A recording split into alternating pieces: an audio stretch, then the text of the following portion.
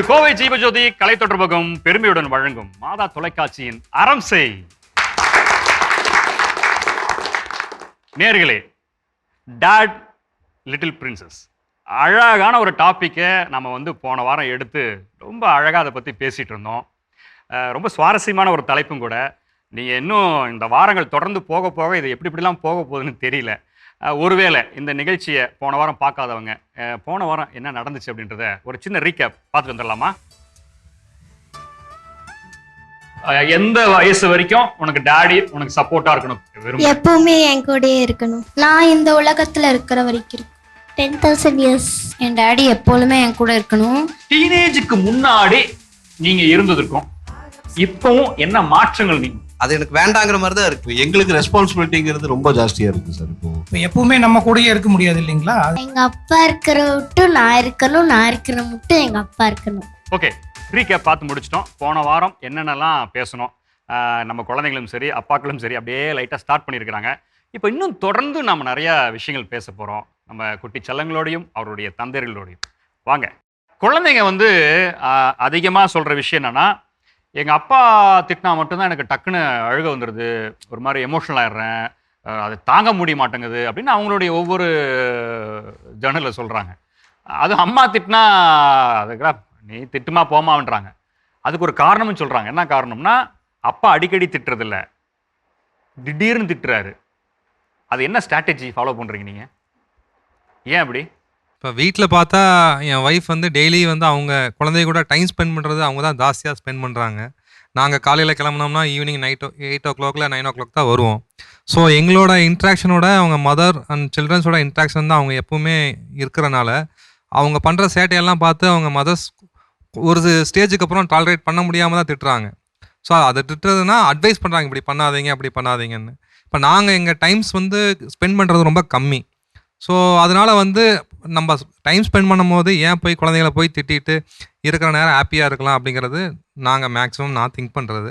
Okay okay. So அதுலேயும் சில டைமில் அவங்க சொல்கிற மாதிரி எப்பாச்சும் திட்டுறதுனா அவங்களோட சில சமயத்தில் ரொம்ப குறும்பு ஜாஸ்தி பண்ணுறாங்க. ஸோ அதை நம்ம சரி ஓகே கரெக்ட் பண்ணணும், இது ஸ்டாப் பண்ணணும் அப்படிங்கிற சமயத்தில் தான் நாங்கள் திட்டுறோம். ஸோ இன்னொன்று பொண்ணுங்க பொறுத்தளவுக்கு பார்த்தீங்கன்னா அப் டு 12 years வரைக்கும் பார்த்தீங்கன்னா நம்ம அது அப்படியே கொஞ்சம் வளர்ந்துருங்க, ஒன்றும் பிரச்சனை இல்லை. 12 வயசுக்கு அப்புறம் தான் நம்மளோட ரோல், ஃபாதரோட ரோல் ரொம்ப இம்பார்ட்டன்ட். அதுக்கப்புறம் தான் நம்ம கொடுக்குற கைடன்ஸும் அவங்களுக்கு ஏன்னா அதுக்கப்புறம் தான் மெயினாக அவங்களோட லைஃபே இருக்க போகுது. 12 வயசுக்கு அப்புறம் டீனேஜ் வரும்போது தான். ஸோ நம்மளோட கேரும் ஜாஸ்தி இருக்கணும், நம்மளோட கைடன்ஸ் ஜாஸ்தி இருக்கணும். ஸோ என் பாப்பாவுக்கு ஆல்மோஸ்ட் இப்போது 11.5 years ஆகுது. இன்னொரு 6 months பார்த்தீங்கன்னா அவங்களுக்கு 12 years கம்ப்ளீட் பண்ணிடுவாங்க. ஸோ இதுக்கப்புறம் தான் என்னோடய ஃபோக்கஸ் அவங்க மேலே ரொம்ப ஜாஸ்தி இருக்கணும்னு நான் நினைக்கிறேன். ஏன்னா அவங்க ஏன்னா எது நல்லது கெட்டது, எப்படி பெரியவங்க கூட எப்படி பேசணும், அவங்க ஸ்கூலில் போனால் அவங்க கூட இருக்கிற ஃப்ரெண்ட்ஸ் கூட எப்படி அவங்க நடந்துக்கணும், ஸோ லைஃப்பை எப்படி பெட்டராக இருக்கிறது, இதுதான் அவங்க லேர்னிங் டைமு. இது உங்களுடைய எதிர்பார்ப்பு. அதாவது 12 வயசுக்கு அப்புறமா உங்களோட பிள்ளையினுடைய இது என்ன சொல்றது, ஒரு ஆக்டிவிட்டியில் செயல்பாடில் இதெல்லாம் இருக்கணும் நீங்கள் இருக்கணும் நான் எதிர்பார்க்குறேன்.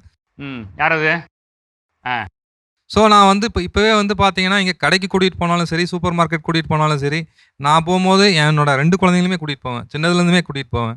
ஸோ ஸ்போர்ட்ஸில் எதாக இருந்தாலும் ஓகே நீங்கள் விளாடுங்கன்னு சொல்லுவேன். அவள் கராத்தே கிளாஸ் போயிட்டுருக்கா, இப்போ ஒரு லாஸ்ட் 1 month போகல. ஸோ அவள் பரதநாட்டியம் போயிட்டுருக்கா, அவளோட பெஸ்ட் இதை பண்ணிகிட்ருக்கா. ஸோ ஸ்போர்ட்ஸ் இது எஜுகேஷன் இல்லாமல் எக்ஸ்ட்ரா கரிக்குலரும் சில்ட்ரன்ஸ் கண்டிப்பாக சைன் பண்ணணும். ஸோ அப்போ தான் அவங்களுக்கு அவங்க ஃபஸ்ட்டு வராங்க செகண்ட் வராங்கிறது முக்கியம் கிடையாது. ஸோ அவங்களுக்கு பார்த்தீங்கன்னா அவங்களோட பாடி ஸ்டெமினா இன்க்ரீஸ் ஆகும். Okay okay okay. என்னன்னா 12 வயசுக்கு அப்புறமா அது வரைக்கும் நீங்கள் ஒரு மாதிரி அப்படியே குழந்தைன்னு வச்சுட்டு இருக்கீங்க. அதுக்கப்புறமா எக்ஸ்ப்ளோர் பண்ணணும்னு நீங்கள் ஆசைப்படுறீங்க இல்லைங்களா? அதுக்கு வளர்ச்சி. அப்போ உங்களுடைய பார்ட்டிசிபேஷன், உங்களுடைய உடனிருத்தல் எப்படி இருக்கும்? கூட இருப்பீங்களா, இல்லை எப்படி இல்லை போ நீயே போ அப்படின்ற மாதிரி விடுவீங்களா? இப்போ பார்த்தீங்கன்னா 12 to அந்த டீனேஜில் நான் கண்டிப்பாக அவங்களுக்கு நான் அசிஸ்ட் பண்ணுவேன். என்னென்ன அவங்க காலேஜ் போனாலும் ஸ்கூல் போகிற டைமில் அவங்களுக்கு கூட்டிகிட்டு போய் விடுறது. ஸோ எது நல்லது கெட்டது எல்லாமே அவங்க கூட இருந்து எல்லாமே நான் சொல்லி கொடுக்குறதுக்கு நான் விருப்பப்படுறேன். ஒரு ஏஜ் அவங்களுக்கு ஒரு 18 years கம்ப்ளீட் பண்ணும்போது அவங்க என்னோட எதுவும் அசிஸ்டன்ஸ் இல்லாமல் அவங்களே அவங்களோட லைஃப்பை லீட் பண்ணிக்கணும். ஸோ அதுதான் என்னோட எதிர்பார்ப்பு. ஸோ இண்டிபெண்ட்டாக நான் விட்டுருவேன். ஸோ அப்போ தான் ஏன்னா அதுக்கு எல்லா டைமும் அவங்க கூட நம்ம போய் இருக்கிறது சாத்தியமே கிடையாது. இன்னைக்கு என் குழந்தை இங்கே இருப்பா, நாளைக்கு வந்து நல்லா படிக்கிறா, ஃபாரின்ல போய் ஸ்டடீஸ் பண்ணாலும் okay, I am willing to send my daughter.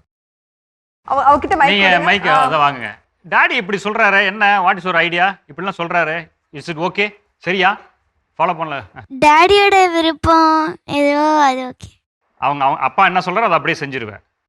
அவர் சொல்றாரு பத்தியா, ஆஃப்டர் 13க்கு அப்புறம் நீ கொஞ்சம் கொஞ்சமா தனியா நீ இண்டிவிஜுவலா அதாவது இண்டிபெண்டன்ட்டா கொஞ்சம் இருக்கணும், ரொம்பவும் அப்படியே இருக்கக்கூடாது அப்படின்னு சொல்றாருல்ல. நீ இன்னும் கடைசி வரைக்கும் என் கூட இருக்கணும், அவர் என் கூடயே. அதாவது அவர் ஹெல்ப் கிடையாது, என் கூட டைம் ஸ்பெண்ட் பண்றதுக்காக சொன்னேன். ஓ, நான் சொல்லும் போது அப்பா எனக்கு இப்ப டைம் கரெக்டா இருக்குது, வரீங்களா, நம்ம டைம் ஸ்பெண்ட் பண்ணலாம், மற்ற நேரத்துல வரக்கூடாது அப்படியா?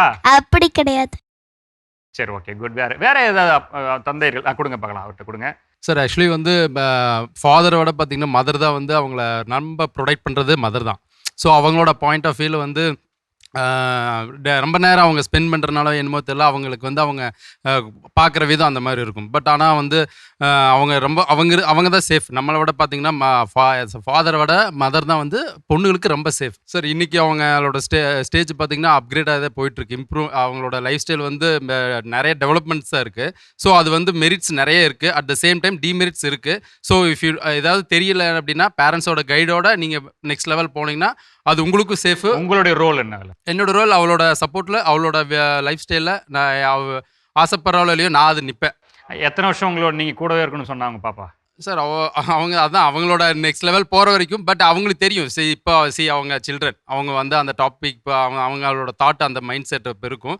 ஸோ அவங்களுக்கு தெரியாது நம்ம என்ன நம்மளோட ரோல் நமக்கு தெரியும். I am clear. ஸோ அவங்களோட end of the happy moments வரைக்கும் நான் இருக்கணும்னு ஐ ஃபீல். ஒய் பிகாஸ்னா அவங்களுக்கு அது தெரியாது, பெருசானாலும் அவங்களுக்கு ஒரு அடுத்த லெவல் போனாலும் அவங்க கூட நான் ஸ்பெண்ட் பண்ணணுங்கிறது அது ஐ எம் கிளியர்.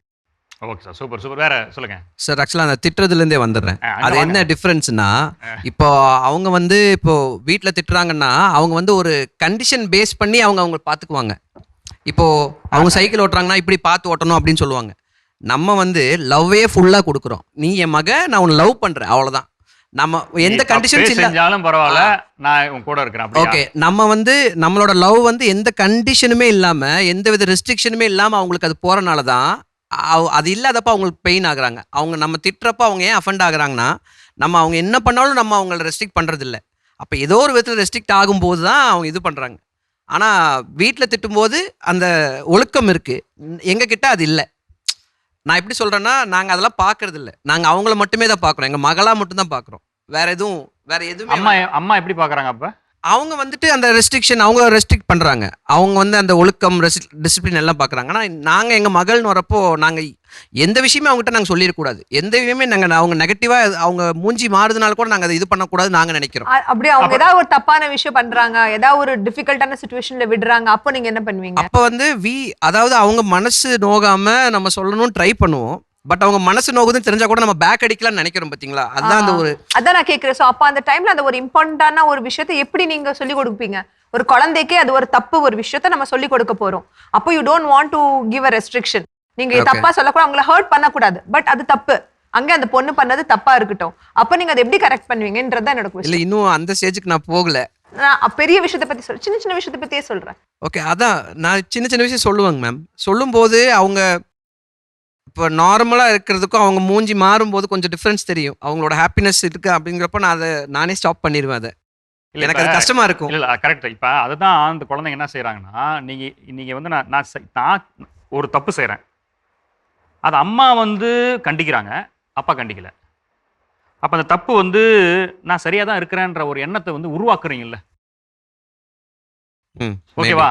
இது என்ன ஆகுது, வளர்ந்து வளர்ந்து வளர்ந்து வளர்ந்து திடீர்னு ஒரு நாள் உங்களுக்கு வலிக்கும், இது பெரிய தப்புடா அப்படின்னும் போது அப்போ டக்குன்னு பாப்பா சொன்னால அவங்கள வந்து என்ன பஸ்ட் அவுட் ஆகிடுவோம், அப்பா வச்சு செய்வார் எங்கள் அப்பான்னு. அது தேவையா இல்லை வேணான்னு நினைக்கிறீங்களா? நீங்கள் இது வேண்டாம்ல நினைக்கல, அவனெல்லாம் சொல்லி அனுப்ப போறதில்ல நாம.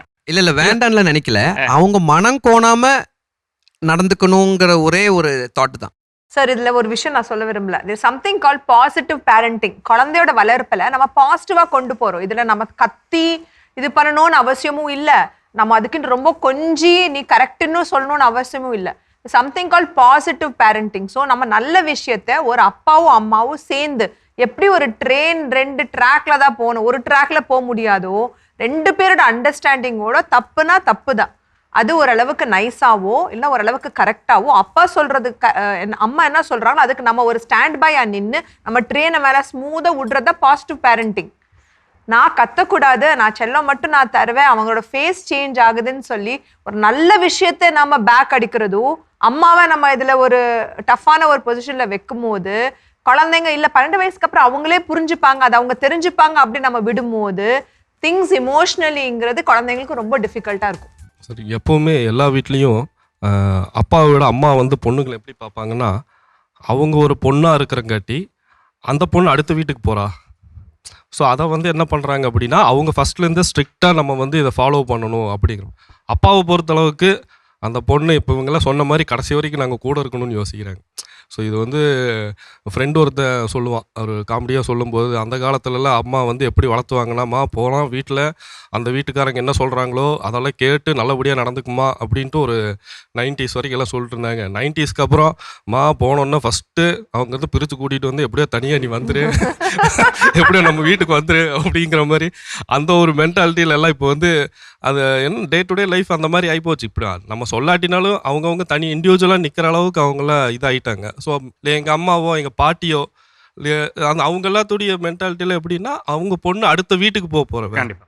இப்போ நாங்கள்லாம் வந்து அவள் பொண்ணை வந்து பொண்ணாக மட்டும்தான் பார்க்குறோம் கடைசி வரைக்கும். அதுதான் எங்களுடைய இல்லை, இவங்க சொன்ன ஒரு பாயிண்ட்டுக்கு நான் சொல்ல விரும்பல. இவங்க என்ன சொல்றாங்கன்னா, like we are looking at ஒரு பொண்ணுங்கிறது அடுத்த ஃபேமிலிக்கு போறான்னு பார்க்குறாங்க. படிப்புல சரி, ஜாப்ல போறது சரி, எல்லாத்துலேயும் போகிறது சரி, நீங்கள் ஆஸ் அ ஃபாதர் ரொம்ப இண்டிபெண்ட்டாக இல்லை, கண்டிப்பாக all of you want your child to be financially independent. படிப்பு 1 டிகிரியில் 2 டிகிரியில் நீ எங்கே வேணாலும் படி, எந்த ஹாஸ்டலில் வேணாலும் போ அப்படின்னு நீங்கள் சொல்கிறவங்க, எமோஷ்னலாக ஒரு இஷ்யூ வரும்போது என்கிட்ட வா, என்கிட்ட வந்து சொல்லு, நான் உன்னை காப்பாத்துறேன் அப்படிங்கிறது ஏன் நீங்கள் இண்டிபெண்டன்சி கொடுக்க மாட்டேங்கிறீங்க ஆஸ் அ ஃபாதர்? கண்டிப்பாக அது வந்து சொல்ல வேண்டிய வார்த்தை தான். ஏன் அது தவிர்க்கப்படுதுன்னு அதுதான் எல்லாத்துலயும் இண்டிபெண்டன்ஸ் கொடுக்குறீங்க இல்லைங்களா? இல்லைங்க மேடம், நீங்க சொல்றது வந்து எல்லாத்துலயும் இண்டிபெண்டன்ஸ் கொடுக்குறோம். நம்ம நீங்க எந்த பிரச்சனையா இருந்தாலும் எங்கிட்ட வா நான் பாத்துக்கிறேன்னு சொன்னா அதே வந்து ஒரு ஒரு பெரிய பிரச்சனையில போய் நிற்கும். ஏன்னா அவ சின்ன சின்ன மிஸ்டேக் எல்லாம் அப்பா அம்மா கிட்ட வந்து நிப்பா. அதுதான் நான் ஸோ அவன் வந்து ஹேண்டில் பண்ண மாட்டான் எந்த பிரச்சனையும். ஸோ அவங்க வந்து எந்த ஒரு ப்ராப்ளம் வந்ததுன்னா அதை எப்படி ஹேண்டில் பண்ணணும்னா அவங்களுக்கே ஒரு என்ன சொல்றதுன்னா லேர்னிங் வரணும், ஐடியா அதுதான் சொல்ல வரேன். அதுதான் நான் கேட்கிறேன். நான் என்ன கேட்கிறேன்னா, ஒரு பேரண்டா we have to let them to be emotionally independent to be இப்போ எனக்கு கஷ்டமா இருக்கு, எனக்கு அழுகை வருது, நான் தப்பு பண்ணிட்டேன், எனக்கு நான் அது சாரி சொல்லணும், அது நம்ம இப்போலேருந்தே பழக்கனாதான் வரும். சடன்லி ஆஃப்டர் 12 ஆஃப்டர் 18 ஆஃப்டர் 20 வரப்போறது இல்லை. அதுதான் நான் சொல்ல வரேன். பட் நம்ம எல்லா இண்டிபெண்டன்சி கொடுக்குறோம், ஃபைனான்ஷியல் எல்லாம் கொடுக்கும் போது இதையும் நம்ம emotional independence as a father ஸ்பெசிஃபிக்கா, மதர் அப்படிங்கிறது கண்டிப்பா எப்படி வீடை பார்த்துக்கிறோம், எதை பண்ணணும் அதெல்லாம் அவங்க சொல்லி கொடுத்துருவாங்க. இமோஷனல் இண்டிபெண்டன்ஸ், நான் என்னோட பிரச்சனைகளை நானா சால்வ் பண்ணோம், இல்லக்கா நீ அழுகுற, நீ எனக்கு ஃபோன் பண்ண, கல்யாணத்துக்கு அப்புறம் நீ வா. These are the things where problem is coming. இன்னொன்று வந்து மெயினாக பார்த்தோம்னா இப்போ இருக்கிற யங் ஜென்ரேஷன்னா அவங்களுக்கு என்ன பிரச்சனைனா, ஒரு தோல்வினா வந்து அவங்களால தாங்கிக்கவே முடியறதில்ல. ஸோ எல்லா டைம்லையும் ஈவன் பேரண்ட்ஸாக இருக்கட்டும், அவங்களோட கொலீக்ஸாக இருக்கலாம், இல்லை அவங்க கூட ஸ்கூலில் படிக்கிற ஃப்ரெண்ட்ஸாக இருக்கலாம், எல்லாத்துலேயுமே வந்து அவங்க வந்து கிடைக்கிறது, அவங்க நினைக்கிறது எல்லாமே வந்து கிடைச்சிட்டே இருக்கிறனால திடீர்னு ஒரு தோல்வின்னு வரும்போது, ஈவன் லைஃப்பில் இருக்கட்டும் இல்லை ஒர்க்கில் இருக்கட்டும், அந்த டைமில் அவங்களால அந்த எமோஷனல் கண்ட்ரோல் பண்ண முடியறதில்ல. அந்த டைமில் தான் வந்து என்ன சொல்கிறதுனா ஒரு தப்பான டிசிஷன் எடுக்கிறாங்க. ஸோ அது வந்து இப்போ இருந்தே அவங்களுக்கு வந்து தோல்வியும் இருக்கணும் லைஃப்பில், வெற்றியும் இருக்கணும், வின்னிங் இருக்கணும். ரெண்டுமே ஈக்குவலாக இருந்தால் மட்டும்தான் சக்ஸஸ்ஃபுல் பர்சனாக வர முடியும். இல்லை, அவங்க பசங்க சொன்னாங்க, நான் எங்கள் அப்பாவோட ரொம்ப சேஃபாக ஃபீல் பண்ணுறேன், எனக்கு எதாவது பிரச்சனை இருந்தாலும் அவங்க சால்வ் பண்ணிடுவாங்க. They are keeping you as problem solvers. நீ ப்ராப்ளம் வந்தால் நீங்கள் எனக்கு சால்வ் பண்ணி கொடுத்துருவீங்க அப்படிங்கிறத வராங்க. அதை தவிர ஃபர்ஸ்ட் பாயிண்ட் எப்படி வரணும், எனக்கு பிரச்சனை வருது, நான் அதை ஃபேஸ் பண்ணணும், அதை நான் ட்ரை பண்ணுறேன், என்னால் என்ன பண்ண முடியுமோ நான் பண்ணுறேன், அதுக்கப்புறம் எனக்கு தெரியும் எங்கள் அம்மா அப்பா இருக்காங்க அப்படிங்கிறது ஒரு பையனாக சொல்வா இல்லைங்களா? அது ஏன் அவங்க சொல்ல மாட்டேங்கிறாங்க? அதுக்கு மெயினாக அப்பா அம்மா தாண்டி மேடம் ஸ்கூலிங்கில் ஒரு நல்ல ஒரு கவுன்சிலிங், இப்போ உங்களோட ஸ்பீச் மாதிரி பாசிட்டிவ் இது நிறையா அவங்களுக்கு கிடைக்கணும் மேடம். எல்லாமே எங்கள் சைட்லேருந்து கொடுத்துட முடியாது, ஏன்னா எங்களுக்குன்னு ஒரு லிமிட்டேஷன் இருக்கும், எல்லாத்தையும் திங்க் பண்ணிட்டு இருக்க முடியாதுல்ல மேடம். எங்கள் சைட்லேருந்து இவ்வளோ தான் மேடம், அதுக்கு மேலே உள்ளே போக முடியறதில்ல. இப்போ என்னன்னா சார் ஒன்று சொன்னார், சார் எல்லாத்தையுமே நாங்களே கொடுக்க முடியாது, கொஞ்சம் ஸ்கூல்லையும் கொடுக்கணும், சைக்கோ மாதிரி இவங்கள மாதிரி வரணும், கவுன்சிலர்ஸ் வரணும்னு. ஆனால் ஒன்று இந்த சமூகம் சரி, இலக்கியங்களும் சரி, தாயை தாண்டி தந்தையர்களை தான் தாயும் மாணவனாக பேசுது. See we have 2 roles. அம்மாவுக்கு வந்து ஒரு ரோல், அம்மா தாய் பெற்றெடுக்கிற ஒரு தாயாக இருக்கிறா அப்படின்ற ஒரு ரோலை தான் வந்து இந்த சமூகம் கொடுத்துருக்குது. ஓகே, வளர்க்குறாங்க, எப்படி போஷாக்காக வளர்க்குறதெல்லாம் ஓகே, ஊட்டச்சத்து கொடுத்து வளர்க்குறாங்க. ஆனால் ஒரு தந்தை மட்டுமே தான் என்னவா சொல்லுது இந்த சமூகமும், இந்த ஒரு நம்ம இலக்கியம், நம் சார்ந்திருக்க இலக்கியமும் தாயும் மாணவனாக சொல்லுகிறது. நாம் ஆணாக இருந்தாலும் கூட, தந்தையாக இருந்தாலும் கூட தாயின் கரிசனம் இருக்கணும், தாயின் வளர்ப்பு நெறியில் இருக்கணும்னு சொல்லுது. So we have big responsibility. நீங்கள் எவ்வளோதான் சார் நாங்கள் செய்கிறது, அதெல்லாம் நீங்களும் கொஞ்சம் பார்த்துங்களேன். இதுதான் நம்ம இல்லை டைமிங். சரி, I'm not blaming, sorry blaming. அதாவது டைமிங் சொல்கிறீங்களா? இப்போ அதான் சார் சொன்னார், நாங்கள் வர்றதே லேட்டாக வரோம். அந்த நேரத்தில் போய் இந்த குழந்தைகிட்ட கொஞ்சம் முறைச்சிட்டு இருந்தோம்னா அது ஒரு மாதிரி டிஸ்டர்ப் ஆகிடும். Yes, good, that is good.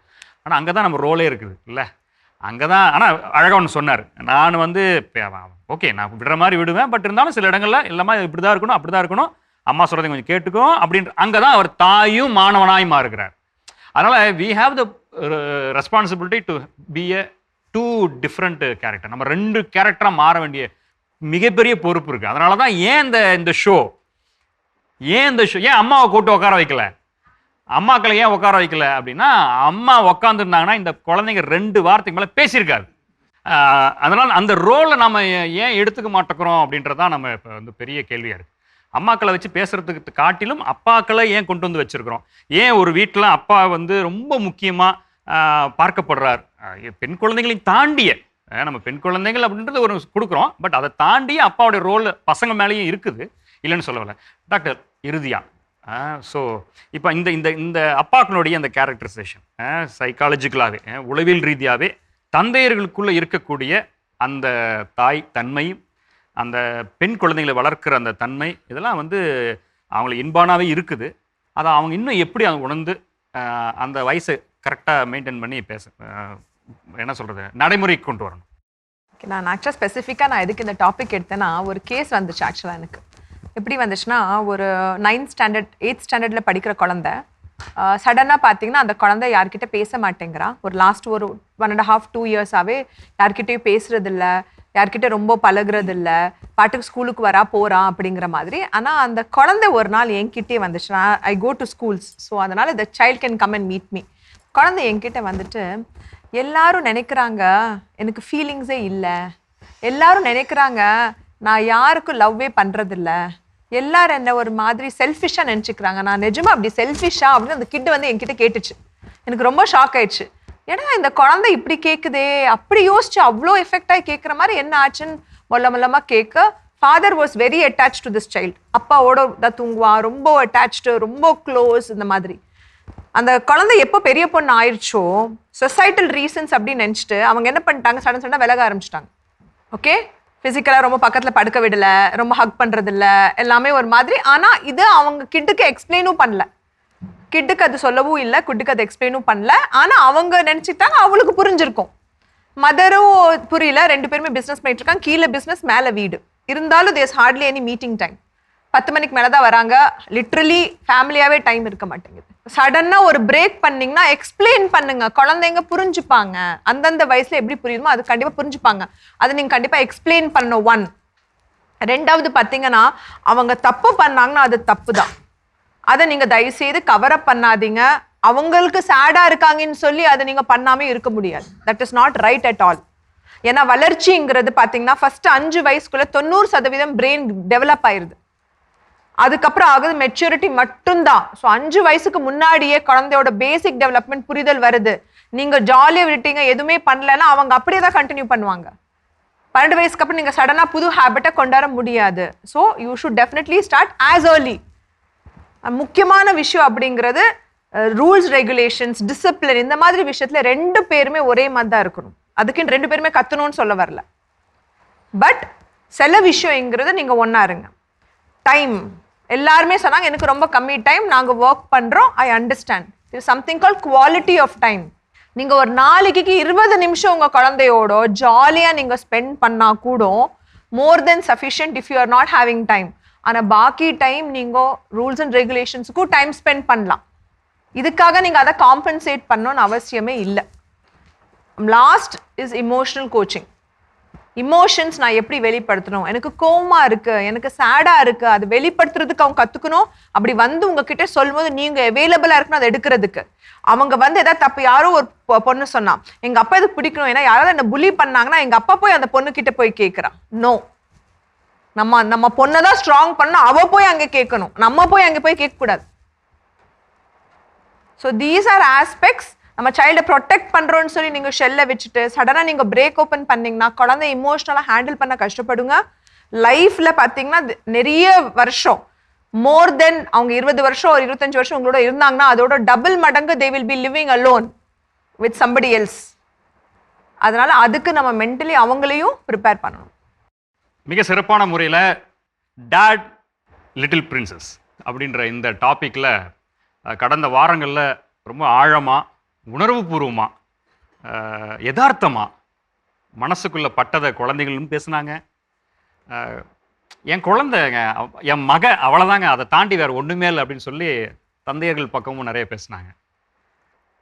But அதெல்லாம் தாண்டி தந்தையர்களுக்குள் இருக்கிற அந்த தாய் தன்மை வெளிப்பட்டு அவர் தாயுமானவராக மாறி தங்களுடைய குழந்தைய அழகாக அவர் சொன்னார், நாங்கள் வந்து அப்பாக்கள் வந்து மகளை மகளாகத்தான் பார்க்குறோம்.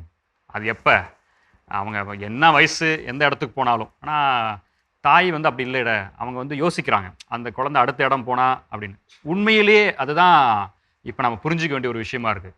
ஆனால் அன்பான நேயர்களே, மாதா தொலைக்காட்சியின் நம்ம அறம் செய் நிகழ்ச்சியில் இது வந்து நீ செஞ்ச தப்பு அப்படின்றதுக்காக இந்த நிகழ்ச்சி கிடையாது. நாம் என்னெல்லாம் செஞ்சிட்டு இருக்கிறோம் அதை எப்படிலாம் மாற்றிக்கலாம். இதுவரை என்னுடைய பயணம் இப்படிப்பட்ட பயணமாக இருந்தது. இந்த நிகழ்ச்சிக்கு அப்புறமா ஒரு புரிதலோடு நான் எப்படி மாறணும், என் குழந்தைகளை எப்படி மாற்றணும், என்னுடைய ரோல் என்ன, நான் என்னவா இருக்கணும், என்னென்னலாம் அடுத்த நிலையில் என் குழந்தைங்களுக்கு நான் வந்து கொண்டு போய் சேர்த்தணும். அது அவருடைய உடல் வளர்ச்சியாக இருக்கலாம், அது அல்லது மன வளர்ச்சியாக இருக்கலாம், பொருளாதார இல்லை சூழ்நிலை எதுவாக இருந்தாலும் சரி, அதுக்கு நான் என்னென்னலாம் செய்யலாம் அப்படின்றத ஒவ்வொரு தலைப்பின் வழியாக சொல்லிக் கொடுப்பதுதான் அறம் செய்யினுடைய நோக்கம். அந்த வகையில் கடந்த வாரங்களில் நாங்கள் பேச ஆரம்பித்த இந்த டேட் லிட்டில் பிரின்சஸ், இந்த குட்டி செல்லங்கள், உங்கள் வீட்லேயும் இந்த மாதிரி செல்லக்குட்டிங்க நிறைய பேர் இருப்பாங்க, கொஞ்சம் வளர்ந்த செல்லங்களும் இருப்பாங்க. அவங்க எல்லாத்தையுமே வந்து இப்போ தந்தையர்களுக்கெல்லாம் பெரிய யோசனை, இப்போ நான் என்ன செய்யட்டும், நான் இப்போ என்னவா இருக்கட்டும் நான் அப்படின்னு யோசனை இருக்கும். ஒன்றும் வேண்டாம், பொறுப்புள்ள தந்தையர்களாக சார் சொன்ன மாதிரி டாக்டர் கடைசியாக அது ஒரு விஷயம் சொன்னாங்க இல்லைங்களா, எஸ், குவாலிட்டி டைம் கொடுங்க, உங்கள் குழந்தைங்களோட செலவிடுங்க. உண்மைதான், நிறைய வீடுகளில் அம்மா கொஞ்சம் அந்த லீட் ரோல் எடுப்பாங்க, கொஞ்சம் கடுமையாக இருக்குது. இது அப்படியே கொஞ்சம் உள்டாவாக மாறும். பசங்க இருக்கிற வீட்டில் பார்த்தீங்கன்னா அப்பா கடுமையாக இருப்பார், அம்மா அவனை திட்டாதீங்க, ஆணி போனால் ஆணி வந்தால் நல்லா இருப்பான் அப்படின்னு ஏதோ ஒரு காரணம் சொல்லி அரவணைப்பாங்க. இது எல்லா வீட்டிலும் நடக்கிறது தான். அப்போ என்ன செய்யணும் அப்படின்னா, எங்கே உங்கள் ரோலில் எங்கே அந்த இடத்துல கண்டிப்பு அதை வந்து அப்படி லாகும். அப்போ நீங்கள் சொன்னால் கேட்குறாங்க அப்படின்னா அந்த இடத்துல நீங்கள் அந்த நல்ல விஷயங்களை அங்கிருந்தே சொல்ல ஆரம்பிச்சிருங்க. போட்டும் சார், ஒரு 12 வருஷம் வரைக்கும் நான் ஜாலியாக இருந்துட்டு போகிறேன், அந்த பிள்ளைங்க ஏன் சார் நீங்கள் இப்பயே கபான்னு பயத்தை ஏற்படுத்துறீங்க? இல்லை, இந்த வயசுலேருந்தே நீங்கள் ஸ்டார்ட் பண்ணிங்கன்னா தான் அது அடுத்தடுத்த வளர்ச்சி நிலையில் அது வந்து சரியாக போய் சேரும் அப்படின்னு சொல்லி உளவியல் ரீதியாக டாக்டர் வந்து அழகாக அந்த விஷயத்த சொன்னாங்க. நேயர்களே, நிச்சயமாக இந்த அளவில் இந்த நிகழ்ச்சியினுடைய இந்த முழுமையான அந்த எபிசோட்ஸ்லாம் பார்த்து இருந்தீங்கன்னா நிச்சயமாக உங்களுக்கு தந்தைகளோட ரோல் என்ன அப்படின்றத ஓரளவுக்கு நீங்கள் புரிஞ்சிருப்பீங்க. இது எல்லாமே இன்றைக்கே எல்லாம் கற்றுக்கிட்டு நாளைக்கே எல்லாம் பெரிய பிஹெச்டி படிச்சுட்டு போகிறது கிடையாது. எல்லாமே பை ஆக்ஷன் தான். எல்லாருமே நாளுக்கு நாள் நம்ம வந்து செயல்படுறது தான். அதனால் நிச்சயமாக நீங்கள் பார்த்து கொண்டு இருக்கிற நேயர்களாக இருக்கட்டும், இங்கே வந்திருந்து அழகாக கருத்துக்களை பகிர்ந்து கொண்ட தந்தைகளாக இருக்கட்டும், ஏதோ ஒரு வகையில் ஓகே நம்ம இப்படி கொஞ்சம் இது வரைக்கும் இப்படி இருந்துச்சுல, ஓகே நான் கொஞ்சம் அப்படின்ற மாதிரி மாறுவதற்கான ஒரு சூழல் இந்த நிகழ்ச்சி ஏற்படுத்தி தந்திருக்குமானால் நிச்சயமாக அந்த நிகழ்ச்சி ஒரு சக்ஸஸ்ஃபுல்லான நிகழ்ச்சி தான். மீண்டும் உங்களை அடுத்த ஒரு தலைப்போடு வந்து சந்திக்கிறோம். அதுவரை உங்களிடமிருந்து நாங்கள் விடைபெறுகிறோம். இது கோவை ஜீவஜோதி கலை தொடர்பகம் பெருமையுடன் வழங்கும் மாதா தொலைக்காட்சியின் அறம் செய். மீண்டும் அடுத்த வாரம் சந்திப்போம். நன்றி, வணக்கம்.